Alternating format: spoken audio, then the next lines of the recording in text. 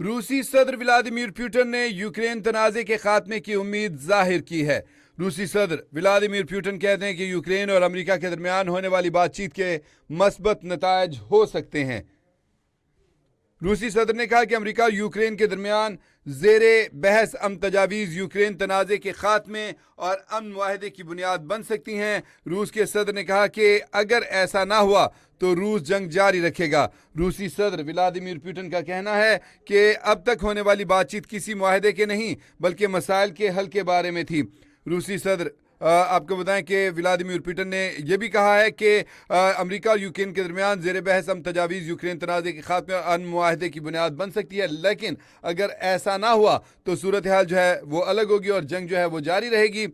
اس کے ساتھ ساتھ یوکرین کے صدر ولادیمیر زیلنسکی کا بیان بھی سامنے آیا۔ انہوں نے کہا کہ یوکرین اور امریکی نمائندوں کی ملاقات رواں ہفتے جنیوا میں ہوگی۔ زیلنسکی نے کہا کہ ملاقات میں امن معاہدے کو حتمی شکل دی جائے گی۔ روسی صدر ولادیمیر پوٹن نے یوکرین تنازع کے خاتمے کی امید ظاہر کی ہے۔ روسی صدر ولادیمیر پوٹن کہتے ہیں کہ یوکرین اور امریکہ کے درمیان ہونے والی بات چیت کے مثبت نتائج ہو سکتے ہیں۔ روسی صدر نے کہا کہ امریکہ اور یوکرین کے درمیان زیر بحث امن تجاویز یوکرین تنازع کے خاتمے اور امن معاہدے کی بنیاد بن سکتی ہیں۔ روس کے صدر نے کہا کہ اگر ایسا نہ ہوا تو روس جنگ جاری رکھے گا۔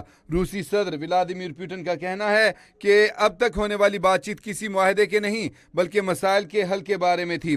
روسی صدر آپ کو بتائیں کہ ولادیمیر پوٹن نے یہ بھی کہا ہے کہ امریکہ اور یوکرین کے درمیان زیر بحث امن تجاویز یوکرین تنازع کے خاتمے اور امن معاہدے کی بنیاد بن سکتی ہے، لیکن اگر ایسا نہ ہوا تو صورتحال جو ہے وہ الگ ہوگی اور جنگ جو ہے وہ جاری رہے گی۔